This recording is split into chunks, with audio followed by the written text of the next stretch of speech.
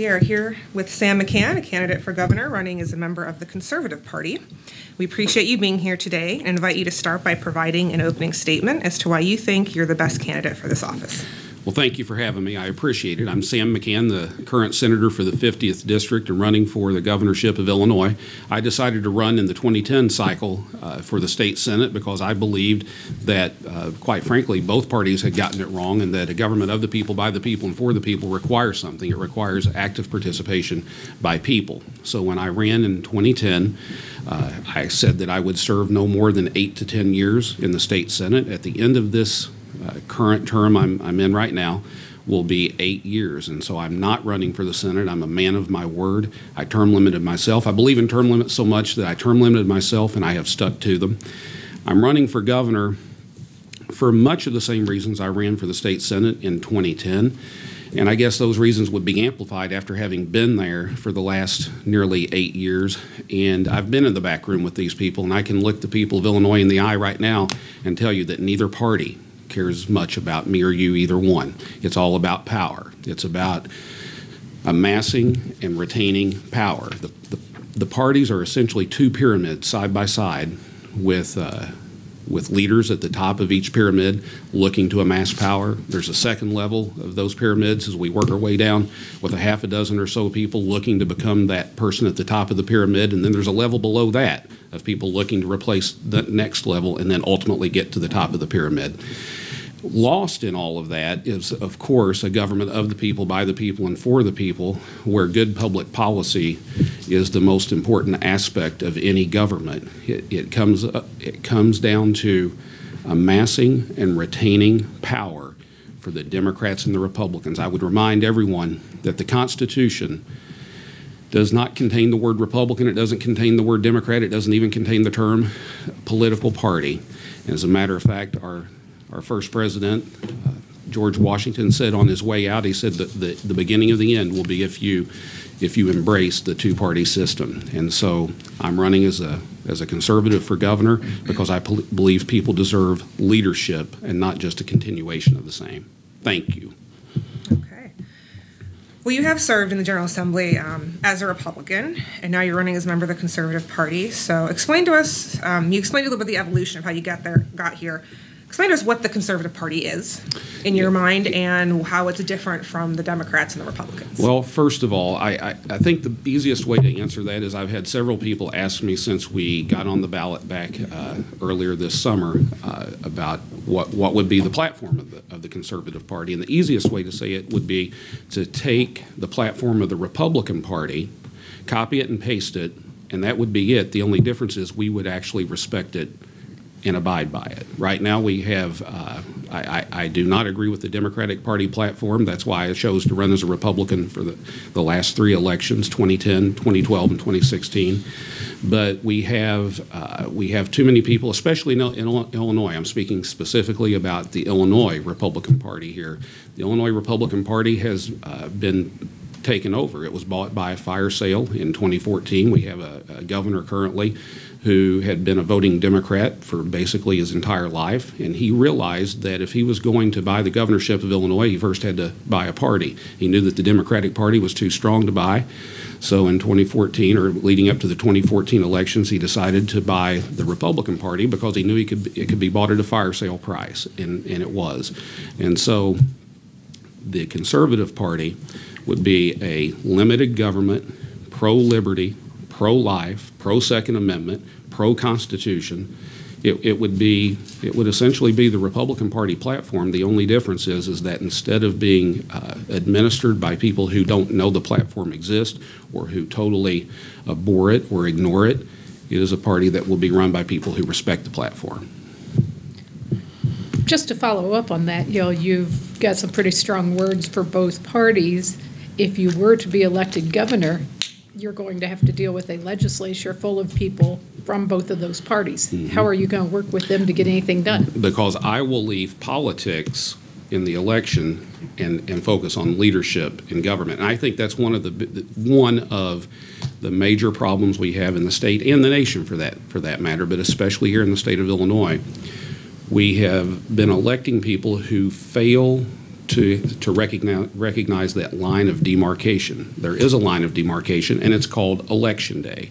And once the election has occurred and the inauguration occurs, and you take you're seated, the governor is seated, the legislature is seated, then conducting the business of the people is the primary goal and purpose of being there, not continuing the election.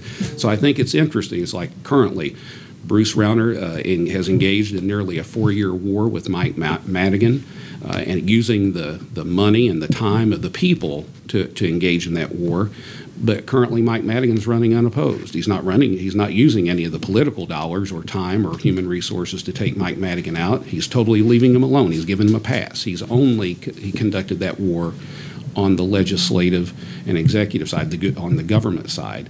And so I will work with these people because I am able to leave campaign over here and administer government over here.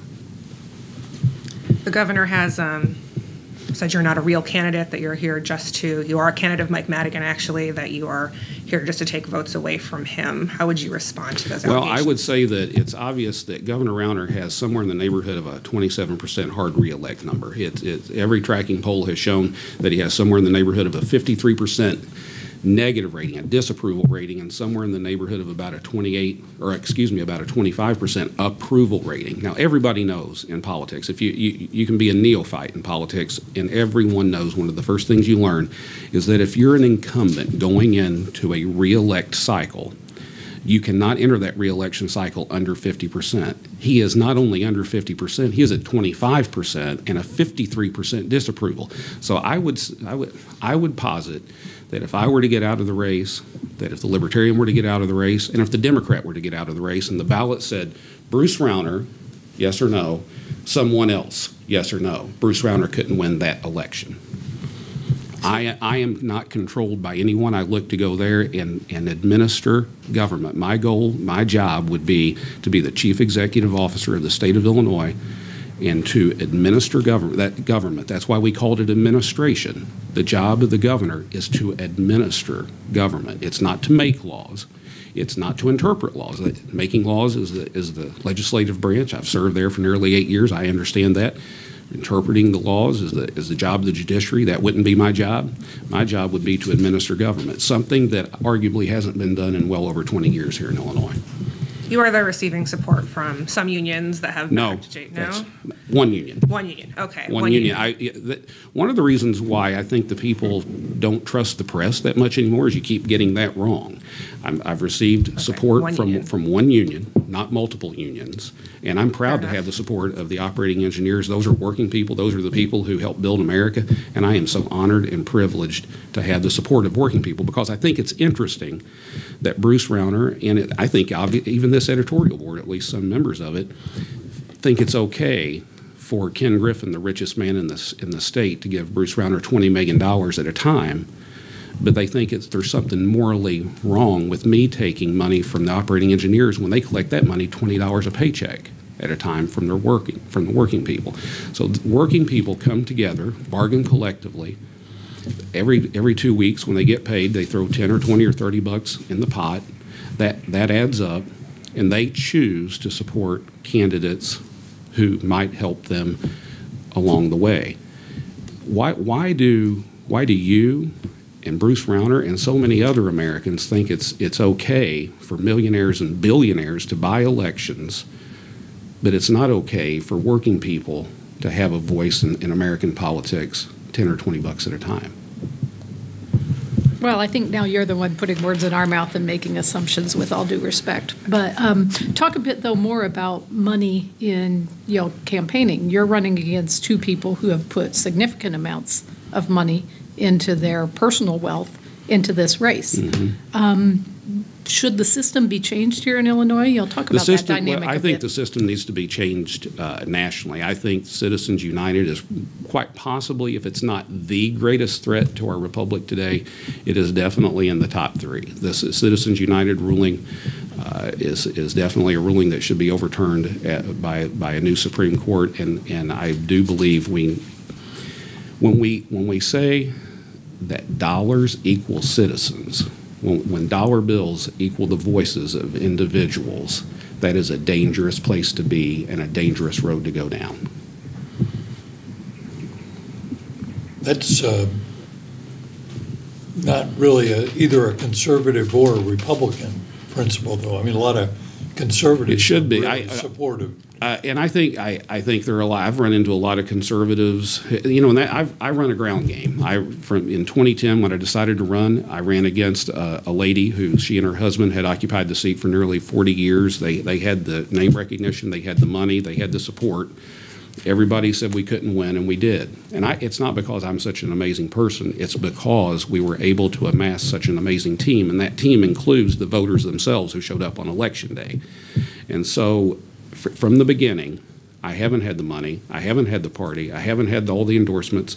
We've had to put together a ground game. And so what you're saying, I don't disagree with that there are some conservatives who agree with the Citizens United ruling, but you would be amazed at the number of Republicans and conservatives, and for that matter, moderates and liberals and everyone, Illinoisans as a whole, who don't agree with the Citizens United ruling. It's interesting when I speak about the Citizens United ruling to the average voter, the typical citizen on the street.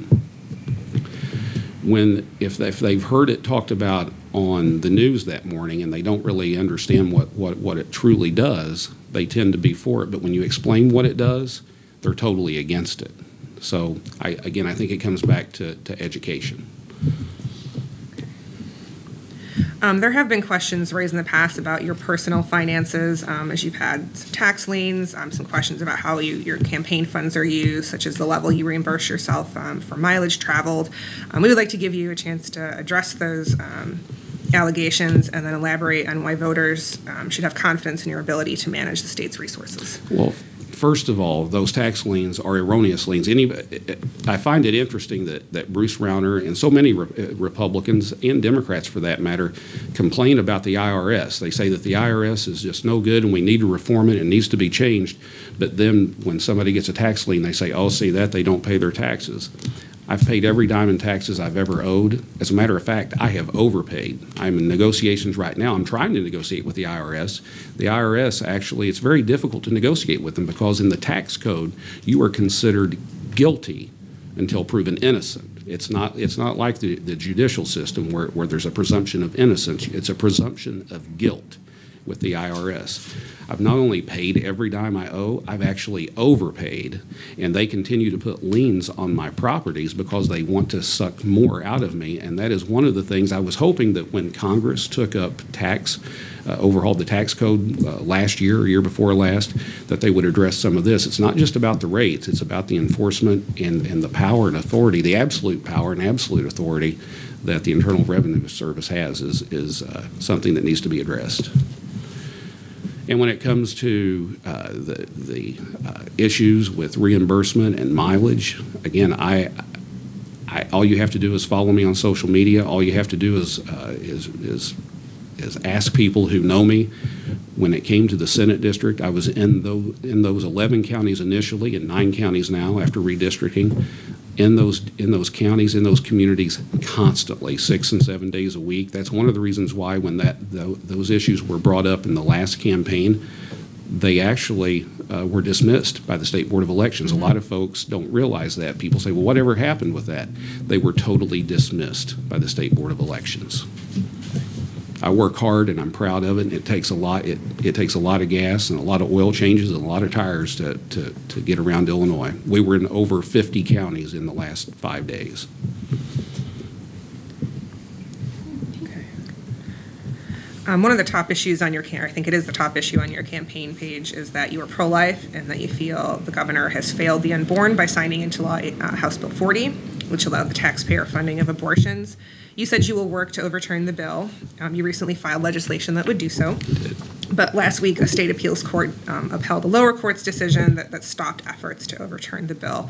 So what do you think the chances are you can accomplish overturning this measure if you are elected governor? I think it depends on, quite frankly, it depends on how successful you are at getting pro-life legislators elected. I mean, again, I understand fully well that as governor, my role is not to be the new marshal in town. Because that's not what the Constitution says your role is. Your role is to administer government, to enforce the laws of the land.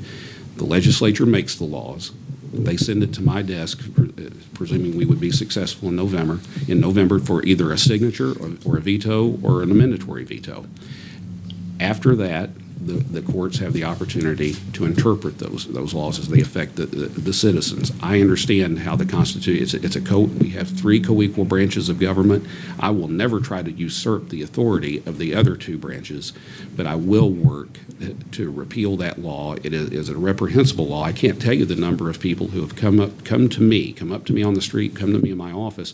I've had probably as many people come to me who consider themselves pro-choice and say, you know, I'm pro-choice, but I don't believe that taxpayers should be funding abortion on demand. It's not just the pro-life folks who, again, I am 100% pro-life with the exception of the life of the mother. When the life of the mother is at stake, that's a different story. But with the exception of the life of the mother, I am 110% pro-life. But on this issue, there's a lot of agreement across, from conservatives across the moderates to the liberals, even who say it went too far, and especially after the governor lied about it.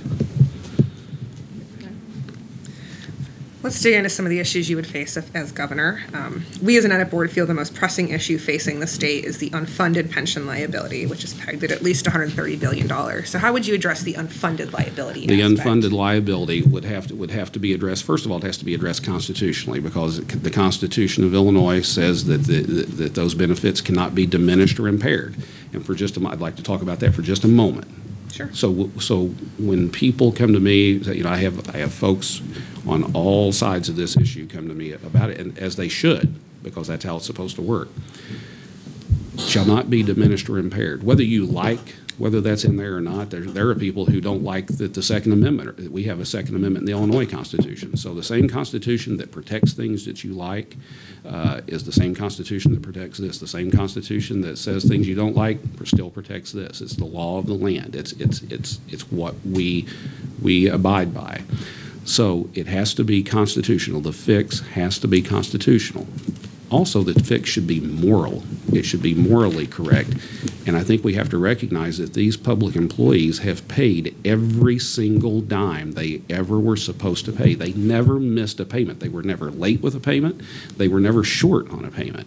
They did everything they were supposed to do. And so I would think as a conservative, so this is where I guess the Conservative Party would differ from the 2018 Illinois Republican Party in so many ways, is that I think as a conservative, your first obligation is to look for any way and every way to honor your commitments, not escape from them or run from them. Bankruptcy shouldn't be a part of the business plan. Changing the Constitution and taking something away from people shouldn't be a part of the plan. It should be, how do we stand strong and firm and stand and make good on these commitments that we've made and these benefits that these people have earned. So how do we fix it?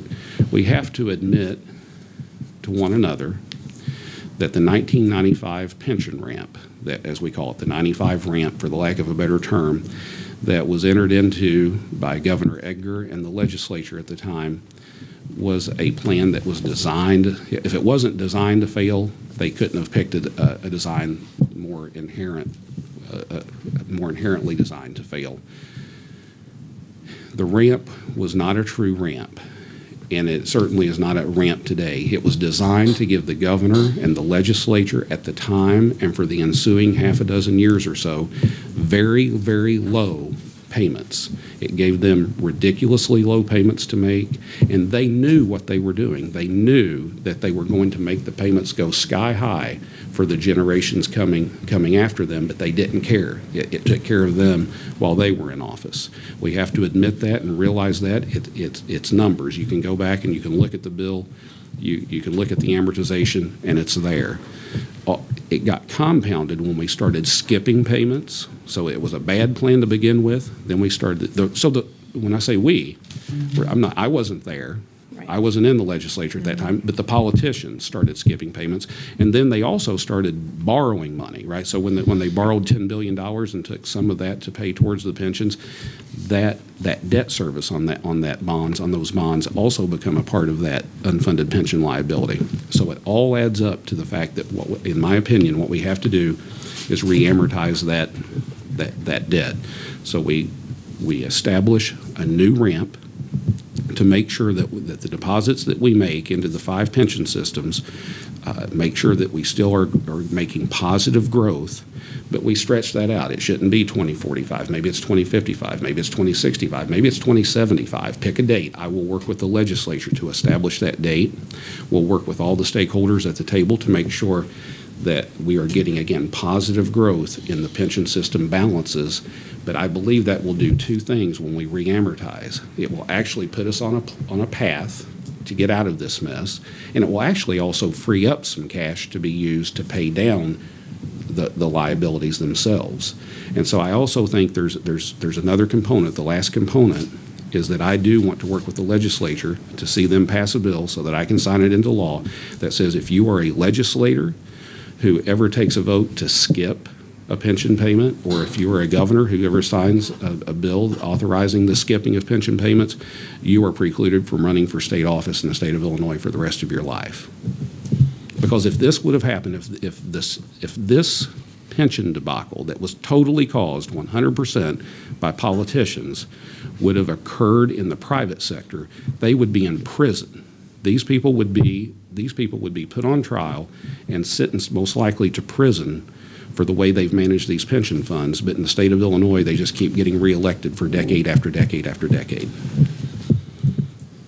Okay, what about what level of benefits should the state provide to new employees, like future employees? Well, I think we've already, here's the issue is before I got there, they actually instituted the Tier 2 plan, so we already have Tier 2. One of the issues with Tier 2 is, first of all, I have a sneaking suspicion that that's going to be I think that's going to be found unconstitutional at some point. I think there will probably be a lawsuit, probably a class action lawsuit at some point where that's been found unconstitutional, because right now Tier 2 employees are paying a portion of the deduction from their checks is going to Tier 1. So they're actually paying into a pension system. They're propping up a pension system that they will never be able to enjoy any of the benefits of.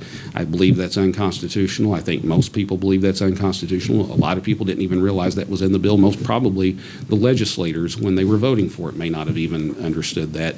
That doesn't absolve them of any liability or blame or responsibility, but it's probably the case. So I think that will be found unconstitutional. Just really quick with that, when do you think someone might challenge the constitutionality? I think when it's been in place for a couple of years now. It's been in place for a couple of years. My guess, again, I don't know. I'm not predicting the future, but my guess, my hunch is that when you start seeing, I believe it began January 1, 2011, if I'm not mistaken.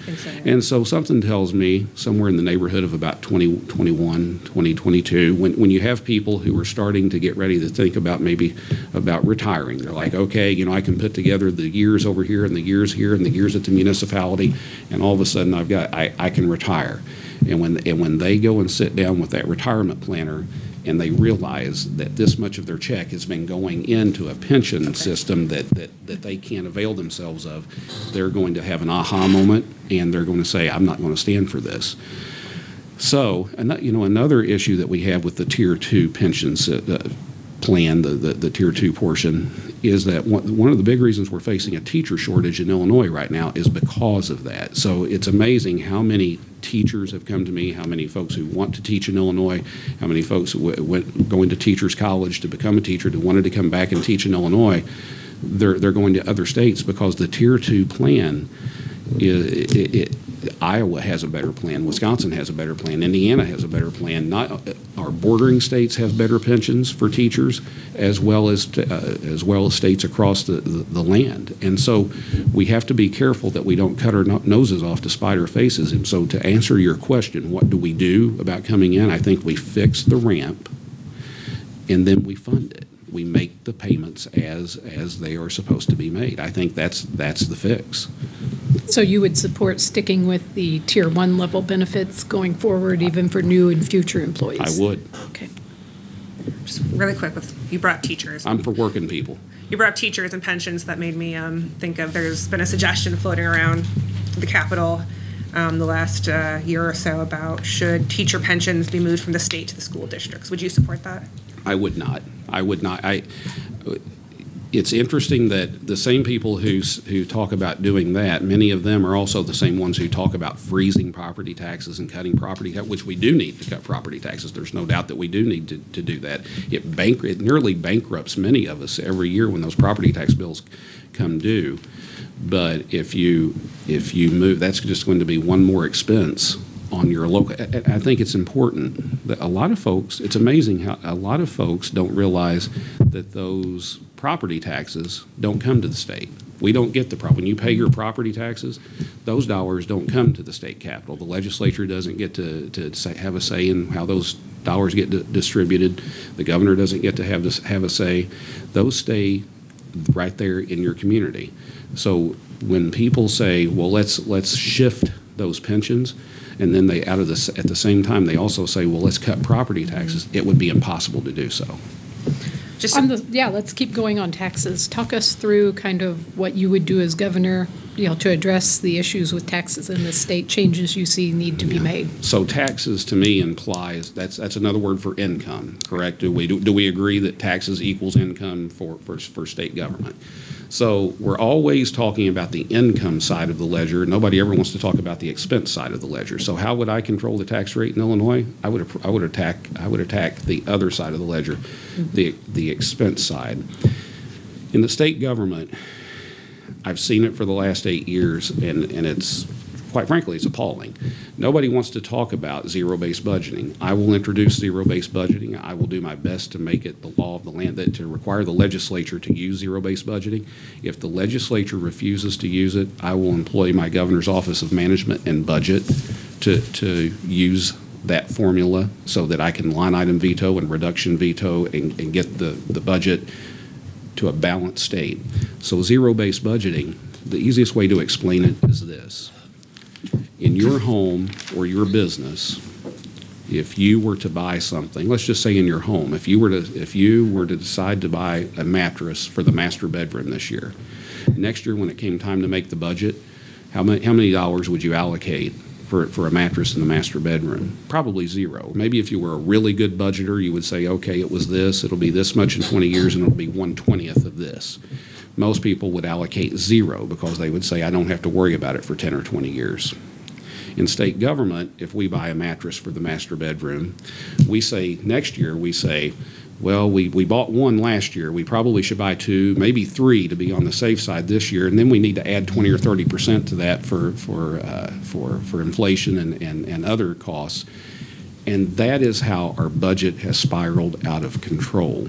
I would require, I believe there, if I'm not mistaken, and if I am, please correct me, I believe there are 41 directors that I would have at my disposal to appoint to run agencies and departments. I would require each one of those 41 directors to require their budget teams to start at zero. You're not going to start at last year's number. You're going to start at zero, and you're going to justify every thin dime of state spending. We owe it to the taxpayers. The taxpayers are owed it. I believe most taxpayers believe that's what we're doing now, or it's definitely what we should be doing, and probably what we're doing now, but we're not. That's why we're in the mess we're in. We don't employ that. So how would I actually propose to cut taxes, and what would our tax policy be? Right now, there's nobody in Illinois who actually knows how much it does cost, realistically, to administer state government in Illinois. And until we employ zero-based budgeting, we won't know. And in my administration, we will. And I believe we're the only ones talking about this. So though, one of the things that we hear all of the time is that between 70 and 80, pick a number, of the state budget is non-discretionary spending, that it's mandated to spend to pay pensions, to make those kind of big ticket payments. And so that that just leaves you a little bit of room to begin the zero-based stuff. And I think it depends, and it's not 70 or 80% is not pension. A lot of it has to do with consent decrees and court rulings and federal government pass through. And I agree with that. So I'm not sitting here saying that we will be able to cut spending in half. I wish we could, but we probably won't be able to do that. But I do believe that we can cut spending enough using that technique, because as you say 70 to 80%. So let's just say 75%. We'll just split the difference. That leaves 25% of a $40 billion budget, give or take, to get a handle on. Right. And I believe, and here's the thing: once we employ that technique, once we employ that method, if it proves to us that we have to do something else, then the people will know. But right now, the people are just taking the words of politicians, and I believe the people. It should be totally transparent. If we do a zero-based budgeting approach, it will be totally transparent. And I think another part of that is entitlement reform. There has to be some sort of entitlement reform. It's somewhere in the neighborhood of 3 out of 4 of every child born in the state of Illinois today will be paid for by welfare. Somewhere in the neighborhood of 8 to 9 of all nursing home residents are going to be paid for by Medicaid, for the welfare system, not Medicare. Medicare does not pay for nursing home stays. I'm not talking about Medicare. I'm talking about Medicaid. And there's a number of reasons for this that we could talk about and that need to be addressed, but we cannot sustain this. It is not sustainable to continue to believe that 3 out of 4 children born in the state of Illinois on a daily basis can be paid for out of Medicaid. It's not sustainable. I spent some time on your campaign website. And under the issues portion of that page, you said it's vital to protect religious liberties and that you will push for protections that preserve them from being attacked by leftist values. Explain what you mean by this and what you feel is being attacked. Well, I think so at the national level, you know, we have people who believe that their talents, that their abilities are being mandated to be used, that the government is telling them that they have to use their artistic abilities to support something that they, for religious beliefs, don't believe they should be supporting, like gay marriage, for example. I think at this point, none of the people who are claiming they don't want to decorate a cake for a gay marriage are refusing to acknowledge that the Supreme Court has made a ruling on that. What they're saying is, I have an artistic ability, I choose not to use it in this regard, and I would not like to do that. But now we have the federal government choosing to essentially sue them to make them do it. That's not religious freedom. We have also, again, I think if we think back to, I believe it might have been in the 99th General Assembly, I think it was in the first year or so that Governor Rauner was governor, he signed a bill that reversed the Right of Conscience Act. It said that if you are a health care provider in the state of Illinois, if you're working here in a hospital, if you're working in a clinic, and a young lady comes in and asks for help with an abortion, before Governor Rauner signed that bill into law, you actually had an exemption. You can say, I'll tell you what, for religious purposes, I don't think I'm the right person here to talk to. Could you please maybe go down the street? Could you maybe I can find someone else for you? Now, because of that law, you no longer have a right of conscience exemption. I would seek to restore that right of conscience exemption that Governor Rauner took away from you. Under the law and order portion on your issues page, you said you would work to dismantle the sanctuary state bill and work with President Trump to secure the sovereignty of our borders.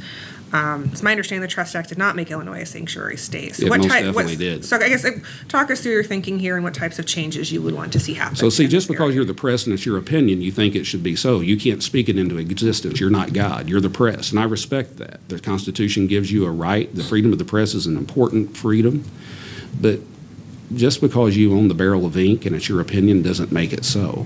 And so it does make it a sanctuary state. Illinois is a sanctuary state today because of Bruce Rauner and the Democrats he joined in making it a sanctuary state. So we will seek in every way, shape, and form to overturn that, and I look forward to working with the Trump administration in doing so. Okay. We had a lot of social service agencies and small businesses that were harmed by the 2-year budget impasse. Had some shut their doors. Many are still feeling the repercussions of the impasse. What steps would you take as governor to ensure the state has the social service network needed to address the various needs of the state's residents? So one of the biggest shortcomings, I believe, of the current administration, and it's not just about beating up on someone, it's just about I was there and a part of watching this all go down, right? I was a part of being called into special session day after day after day, quite frankly, for no good reason. Nothing was happening. What I would do to make sure that people got paid, that never happened again, is I would do something that the governor did not do, and that I would use the line item veto and the reduction veto to balance those budgets to make sure that state government ran on time and paid its bills and didn't do what happened over those 2 years are reprehensible. Because of those 2 years, the state of Illinois accumulated over $1 billion in interest and finance charges. $1 billion. Think about that. That's 9 zeros. That's no small sum of money. $1 billion in finance charges and interest went out the door. Think of how many roads we could have paved. Think of how many bridges we could have built or rebuilt. There are a lot of bridges that need rebuilt in Illinois, by the way. Think of how many social service agencies we could have paid on time and kept open. Think of all the good things that could have come with that $1 billion that totally just went out the window. Could you refresh our readers' memory on how did you vote on this year's budget and also the budget that broke the impasse, and how you came to those decisions on those votes? So on this year's budget, I voted for the budget. I voted for the budget not because I agreed with everything that was in it, because I don't agree with everything that's in it, but it was one big vote. This is the difference. In every year that I've ever been there, up to this year, the budget vote was typically in somewhere between 5 and 20 bills. Right. So you could vote yes on this bill, no on that bill, yes on this bill, no on that bill. You had the ability to somewhat pick and choose what you wanted to vote to fund or not to fund. This year it was an omnibus bill. It was one vote. So if you voted no, you were voting no to every good thing in it. And if you voted yes, you the other way. So while I didn't like the bill, I didn't craft the bill, I didn't author the bill, I voted for it. And so you say, well, how would that differ if you were governor? Well, I would use the veto, the line item veto, as governor. And on the budget impasse, to break the budget impasse, 2017. I voted no. And was that over the income tax increase? That is correct. Yeah, because I did not vote for the tax increase. That's exactly right. The impasse did cause the unpaid bill backlog to skyrocket to more than $16 billion. And that was reduced due to borrowing to pay off some of those bills. Did you agree with that decision to borrow? I did not agree with the decision. I respect the decision. I do respect the decision. I did not agree with it only because none of the players had changed, and I don't believe that. I think if you were to go to the bank and say, well, I want to borrow this money, I think I'm going to straighten up and fly right now, the bank would look at you and laugh. Some things would have to change. You would have to hire a new CEO. You would have to hire a new CFO. You would have to do some things to prove to them that you were trustworthy at this point. And so I respect it, and I think under the right circumstances it could have been called for, but not in this particular circumstance. And also I will say, I believe that with the reamortization of the ramp, we can actually get the pension deposits, the pension payments, down to a manageable sum so that we have positive growth in the pension systems, and that we can take the savings each year and put towards retiring this debt, the debt that you're talking about. And I'll make this commitment. If we do not have all the bills paid down to a 30-day payment cycle by the beginning of the 3rd year of my first term, I will not run for a second term. I will not ask the taxpayers to give me another shot. I will make the commitment. I won't even run for a second term if I don't have the past due bills paid down to a 30-day payment cycle, because 30 days is what the world runs on, and that's what the state of Illinois needs to run on. Okay. Shifting gears a little bit, are you in favor of legalizing medical marijuana? Well, it's already legalized.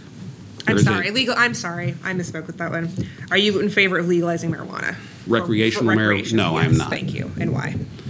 I believe for a number of reasons. First and foremost, the number one reason, it's still a federal crime. Right now, what's going on in Colorado and in other states and maybe some municipalities across the nation, they have gone ahead and done this, and I understand. I understand the argument about it being the laboratory for democracy in our republic, and I understand that and respect that. But at the same time, it is a federal law that says that recreational use of marijuana is against the law. So under the previous president, under his administration, he chose to turn a blind eye to that, and many of these states and communities started down this path. Currently, there's a blind eye being turned to it. If the current president or a future president were to not turn a blind eye to that, then a lot of things would change in about 48 hours in a lot of places. And so I think until that law is changed at the federal level, I don't believe any state should legalize recreational marijuana.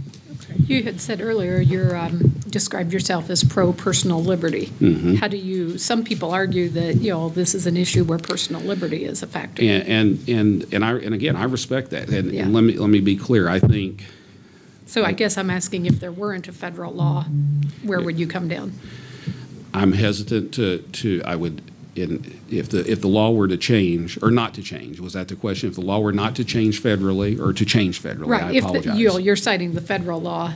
If the federal law didn't exist or weren't there, where would you stand? At this point, I would still I would be opposed to the recreational use of marijuana, primarily because of so many law enforcement officers. And I know it, and it's not unanimous amongst law enforcement, and it's certainly not unanimous amongst the people across the land.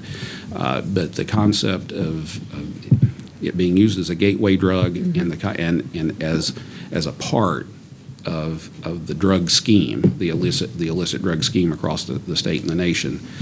So many of the police officers I speak with believe that it is not the right thing to do, and I'm ultimately going to respect their input. Now, I use the word respect a lot. You've used it, and I appreciate that, because I do believe that the Constitution is the law of the land. If you were to take all the words in the Constitution and put them into a great big pressure cooker and boil them down under extreme pressure and extreme heat, in my opinion, the one word that would pop out, that would be formed, would be respect, right? So that's what liberty is, right? There's a difference between freedom and liberty. We use the words almost synonymously in our culture today, but there's a big difference in what they mean. Freedom, absolute freedom would ultimately be anarchy, right? It would be survival of the fittest. It would be the Genghis Khan approach to government, because it would be basically, if I'm bigger and stronger than you, my freedoms are more important than yours. And I don't agree with that, and I don't think any of us do. Liberty is freedom with respect to others. That's the difference between freedom and liberty. And so we are a nation that's all about liberty, and I respect the opinion of the people who don't want to see it legalized, and I also respect the opinion of the people who do want to see it legalized. And I do believe it's worthy of more conversation. But at this time, I am opposed to legalizing recreational marijuana. What types of criminal justice reforms would you be interested in instituting as governor? I have taken several votes. I just was speaking to someone last week who assumed that I had voted no on a bill in the previous General Assembly. It was essentially freeing up people's ability once they're out on parole, or once they've served their time, allowing them to be able to enter the job market, to be able to get a good job, to be able to pay their bills and take care of themselves. And they said, "Well, you voted no on that." And I said, "No, I voted yes on that." And they were surprised, and pleasantly surprised. So I believe we need to continue down that road in that vein. As a conservative, we talk about people honoring their obligations, taking care of themselves, taking care of their families. It's wrong to sentence someone when society sentences you, when the government sentences you to a term in prison, and you serve your time, you pay your debt to society. It's wrong for that to turn into a life sentence. When you get out of prison, you've paid your debt, you should be able to have the opportunity to get a good job, to take care of yourself, and to take care of your family. Now, obviously, depending on the crime you've committed, if it's a violent crime, if it's a sex crime, there are certain jobs that you're going to have to be precluded from. But this country has done, it's done itself no favors by turning every sentence into a life sentence for all intents and purposes. Because you can't reform Medicaid and welfare. You can't have entitlement reform without that sort of social justice reform. The Department of Children and Family Services has had some high-profile cases in the last year that could suggest there's either not enough workers to handle the caseload or that perhaps not doing an adequate job of following up the cases. What types of reforms would you institute at DCFS in order to ensure the state's most vulnerable children are taken care of? Yeah, so I actually have one of those cases. One of the places that the state of Illinois failed miserably is in Jersey County, Illinois. That's one of my counties I currently represent, and when I say my county, one of the counties I am honored to represent in the state Senate. We failed that child miserably, the state of Illinois did. So the first thing I would do is I would treat the employees with respect. I think it's reprehensible to think that you can get up every day and go out and hold press conferences all over the state and say that the state employees are lazy and no good and don't deserve what they're getting paid, and then expect them to go do a good job. So whether it's in DCFS or it's any other part of state government, you have to respect your staff, and you have to build a team. You can't demoralize them every day, and that's what this governor has done. Is he has totally demoralized state government, and it's pathetic. So what I would do specifically, again, we would introduce zero-based budgeting. We would introduce entitlement reform. We would get a handle on the budget, and we would seek to put more money where it should go by taking less money, by taking the money out of where it shouldn't be going. And so the DCFS issue, that's an emotional one for me, as I'm sure it is for everyone, because again, if we can't take care of these children, if we can't make sure that these children are safeguarded, then what good are we? It's akin to what's happened at the Quincy Veterans Home. When a government is so ill-equipped to function at the most basic of levels, something extraordinary has to occur, and that's one of the reasons I'm running. Shifting gears a little bit, what suggestions do you have to increase economic development for the state? I would say almost without exception, when people come to my office at the Capitol, let me approach it this way. I think we always are talking about how to lure people here, how to draw people to Illinois. I think there's a conversation that needs to be had first, and that conversation needs to be, how do we retain the people that we have? Not just, whether it's the citizens, whether it's the businesses, because without businesses, I'm pro-labor and pro-business. I'm both. It takes a strong labor component and a strong business component to have a vibrant economy. And so we need to respect the people who are here and who have been here and paying in for all these years, and then we need to focus on bringing more people in. And so whether it's retaining current businesses or bringing new businesses to Illinois, when those folks come and speak to me at the state capitol, they all talk about two things. They talk about infrastructure. This is, we need good, strong infrastructure. They need roads and railroads and the rivers taken care of, because there's a lot of commerce that happens on the Illinois and Mississippi rivers here in Illinois. Those issues need to be addressed. But they want strong infrastructure. They want to have highways that aren't full of holes. They want to have sewer and water plants that function properly. And so how do we have to invest in infrastructure. And then the second thing that they are looking for is a strong education component. The infrastructure and good schools. And you know why they want good schools? Because that's how they get good people to work for them.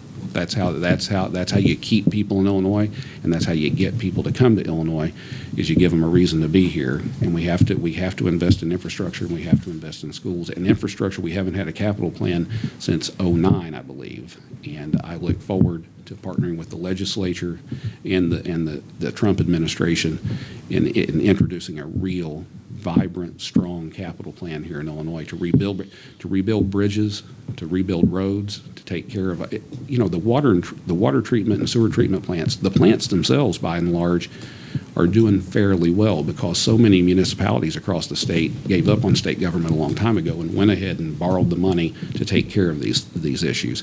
Right now, my biggest concern are the conduits, the pipes under the ground. We have water pipes approaching 100 years old in some municipalities around this state, and every year we just cross our fingers and hope that there's not a huge problem across these communities. Well, there's all sorts of smaller problems every year inherently, and there's going to be a big issue if we don't tackle that head on. We really need a proactive approach to roads, bridges, rebuilding the waterways, and taking care of these water lines and sewer lines under our streets.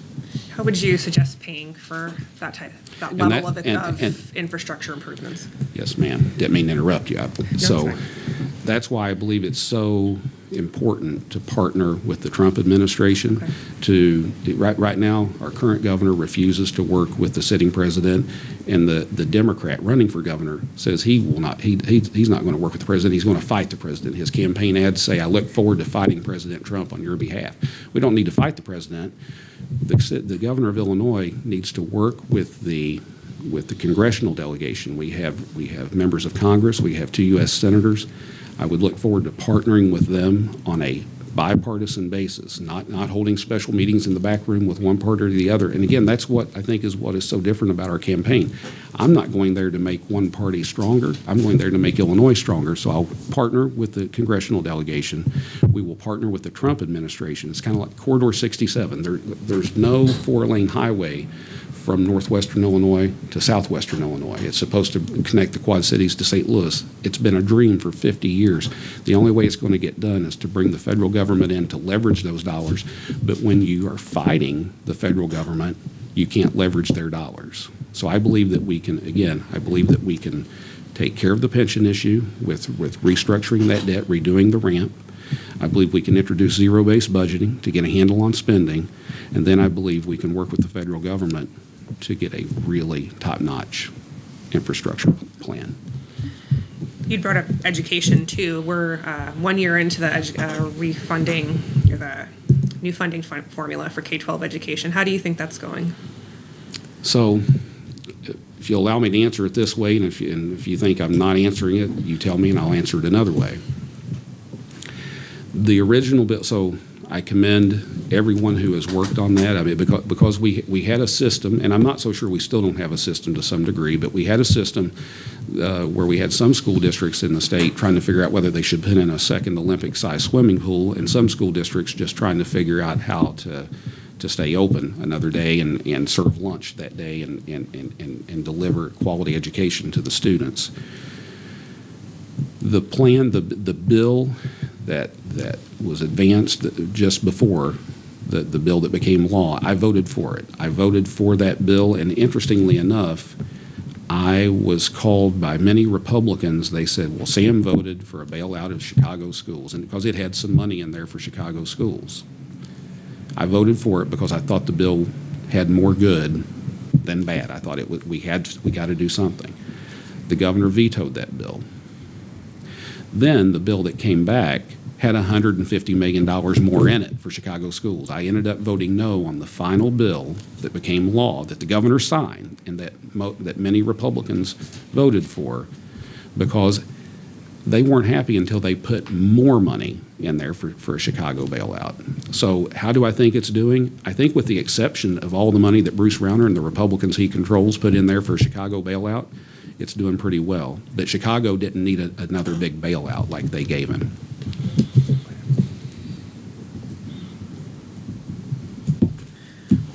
Downstate needed that money, not Chicago. Got it. Civility in politics is something many people would like to see more of. So we ask you, what has Bruce Rauner done well during his term as governor? He drove the labor unions back into the arms of Mike Madigan and John Cullerton. Before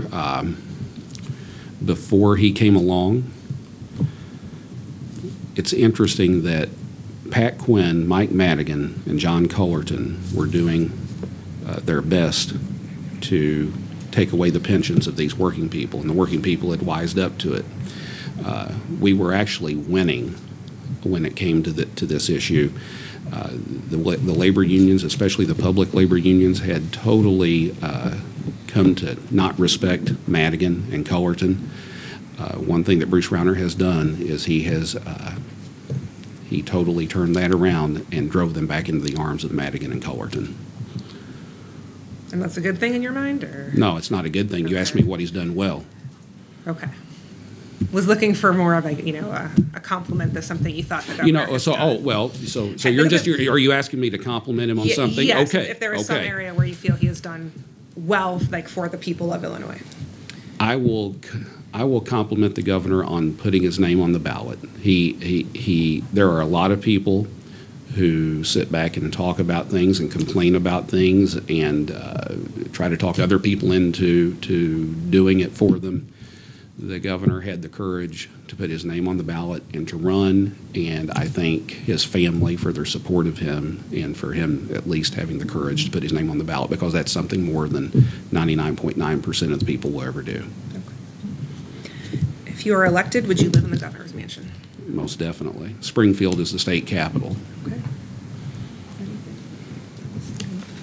Well, we thank you for meeting with us today, and we invite you to give a brief closing statement as to why you believe voters should make you the next governor of Illinois. If you think that state government is running well, if you think the state of Illinois, under the two-party system and the machine politics that we find ourselves under is the answer, then continue voting for the Chicago Democrat or the Chicago Republican. They're both North Shore billionaires.